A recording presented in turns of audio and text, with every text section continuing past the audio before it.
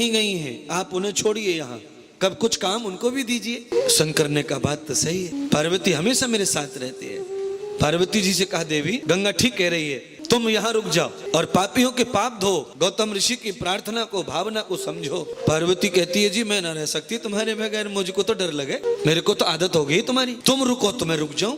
भगवान शंकर ने निश्चय कर लिया भक्त की भावना को कैसे ठुकराया जाए, उसकी इच्छा पूरी करनी चाहिए। भगवान शिवजी ने पार्वती और गंगा के साथ में ब्रह्मगिरी पर्वत पर रहने का निश्चय कर लिया।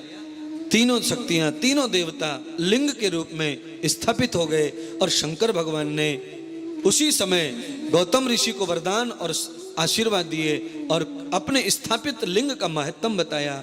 कहा देखो गौतम, जिस ब्रह्मगिरी पर्वत पर तुमने तप किया है, जो कुंड तुमने खोदा है अक्षय जल का, इस जल में आकर के कोई अपने पितरों की पूजा करेगा, कोई श्राद्ध की पूजा करेगा, कोई तर्पण की पूजा करेगा, उसके पितरों के और उसके 7 पीढ़ियों के पाप समाप्त हो जाएंगे। ये लिंग की महिमा ऐसी होगी, इस जल की महिमा ऐसी होगी। भगवान शंकर ने तीनों शक्तियों के साथ में लिंग को स्थापित कर दिया और उसका नाम त्र्यंबकेश्वर रख दिया गया। बोलिए त्र्यंबकेश्वर महादेव। त्र्यंबकेश्वर में, महाराष्ट्र में, नासिक जिले में पितरों की पूजा होती है, श्राद्ध होते हैं, तर्पण होते हैं। जो गया जी में होता है वो वहां भी होता है। ये सब हम नहीं कर सकते।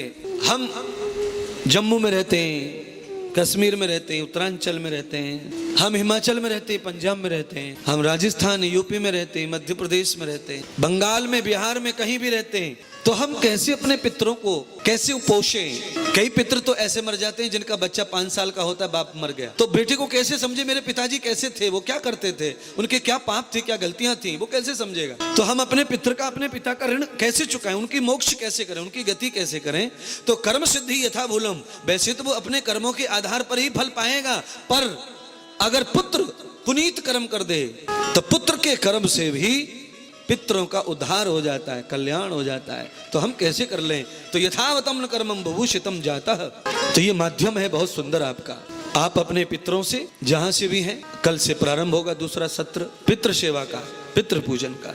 श्रीमद् भागवत के साथ में, भागवत तो वैसे ही पितरों के लिए होती है, श्रावण का महीना हो, गंगा का पूजन हो और पितरों का निमित्त हो जाए तो हम यहाँ से उनकी मदद कर सकते हैं, भावनात्मक मदद कर सकते हैं। करोड़ों करोड़ों रुपए लोग 10-10, 20-20 लाख रुपए खर्च करके पिताजी को बचा के नहीं लाए हॉस्पिटल से। बोलिए, इतने लाख रुपए खर्च कर दिए, पिताजी बच के नहीं आए, और मात्र 11,000 रुपए में अगर यहाँ से कोई चिट्ठी भी पहुंच जाए पापा के पास में तो कितनी बड़ी बात हो जाती है। जिस पापा को जिस दिन से मरा है देखा ही नहीं है, अगर वहाँ एक चिट्ठी भी पहुंच जाए, हमारी एक बात भी पहुंच जाए, आवाज भी पहुंच जाए, तो हमारे लिए तो करोड़ों अरबों का फायदा हो गया। राजा परीक्षित ने कहा था मेरा सर्वस्व, मेरा सम्राट, मेरा साम्राज्य ले लो, पर मेरे पिता को वापस ले आओ। कोई ला नहीं पाया। जो चले गए वो लौट के आते, उनके लिए हमसे जो हो जाए वो करते रहना चाहिए। श्री धाम वृंदावन, श्रीमद् भागवत कथा पितृ विमोचनी, श्रावण का मास। इसी श्रावण मास में गौतम ऋषि की गौ हत्या, ब्रह्म हत्या का पाप शुद्ध हो गया। श्रावण मास के अर्चन करने से, लिंग पूजन से, अभिषेक और मंत्र के जाप से। इसीलिए मैं तो सारे देश के लिए कर रहा हूँ, ये समस्त हिंदुओं के लिए कर रहा हूँ, यजमान के लिए हो रहा है, कलश जिनके रखे उनके लिए हो रहा है। त्र्यंबकेश्वर महादेव की कथा श्रवण करके भगवान सूत जी ने शौनक आदि को धन्य किया। यद पित्र मेधाम यस्यम प्रपन्न यस्य मेधाम जाता न यज्ञस्य कर्म।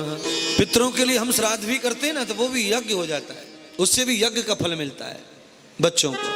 श्राद्ध जब करेंगे तब करेंगे, पर उनके नाम से जहां भी करते हैं वो श्राद्ध कहलाता है। उनके नाम का भंडारा हो, उनके नाम का थाली हो, उनके नाम का कोई सेवा हो, उनके नाम का एक लोटा गंगा जल भी चढ़ा दिया गंगा में, वो भी श्राद्ध है, वो भी यज्ञ है।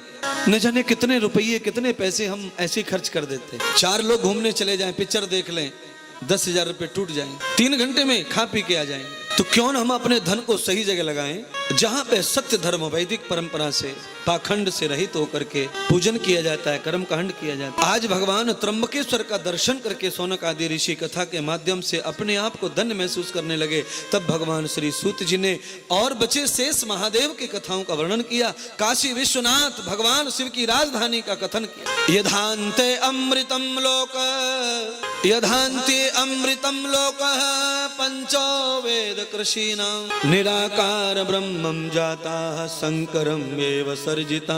भगवान शिव जी की जो नगरी है अंतरिक्ष में, आकाश में, निराकार शिव। निराकार शिव कौन है?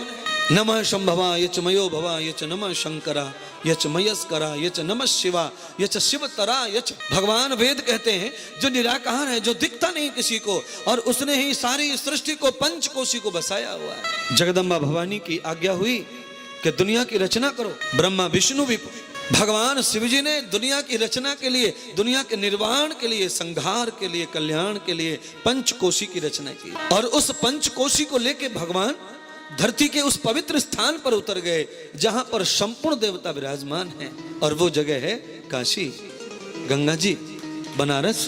निराकार ब्रह्म ने उस काशी में अवतरित धरती में होकर के वरदान दे दिया काशी को, जिंदा या मरा काशी धाम में पहुंच जाएगा, उसको मेरा लोक प्राप्त हो जाए। यावतम लोकः सर्वम काशी स्थिताः तम धावतम तद पंथम नयतो हो एवं चेतनाः मृत्युभयाः जीविताम न तम वेदा भोग। देखिए, काशी में भगवान शिव जी ने वो वरदान दे दिया देवताओं को, ब्रह्मा को, विष्णु को, पंचकृषि कोशी को लेके आ गए भगवान निराकार शिव, स्थापित हो गए शक्ति के साथ, पार्वती के साथ, क्योंकि वो गंगा कोई और नहीं है, वो गंगा भगवान शिव की अर्धांगिनी अंग से निकली हुई शक्ति है। उस पर आकर भगवान शंकर ने यह संकल्प कर दिया कि कोई भी व्यक्ति जिंदा या मरा इस धाम में पहुंचेगा, उससे मेरा आरक्षण मिलेगा, मुझसे सहायता मिलेगी और वो सदगति को प्राप्त हो जाए। तो हम सब काशी नहीं जा पाए, कभी जा पाएंगे, बहुत अच्छी बात हो जाएगी हमारे लिए, हमारा कल्याण हो जाएगा कि हम काशी जा पाएंगे, कथा भगवान शिव की वहाँ कर पाएंगे, सुन पाएंगे। कभी हरिद्वार जा पाएंगे, वहाँ शिव की कथा कर पाएंगे, गंगा पूजन कर पाएंगे, अपने पितरों का तर्पण कर पाएंगे, गंगा में जाके पिंड कर पाएंगे और अपना उद्धार कर पाएंगे, अपने आने वाले भविष्य का, औलाद का, उनकी सुख और शांति के लिए रास्ता साफ कर पाएंगे। ये भले ही छोटी छोटी पूजाएं, पर इनसे रास्ते बड़े साफ हो जाते हैं, बड़ा क्लियर हो जाता है। भगवान परमेश्वर ने अवतार लिया काशी में निराकार के रूप में, और जैसे ही भगवान परमेश्वर पैदा हुए तो भगवान का संकल्प सिद्ध हो गया। विश्वनाथ महादेव के रूप में भगवान की ज्योति स्वरूप काशी में स्थापित हुआ। सारे लोक काशी में विराजमान है महाराज।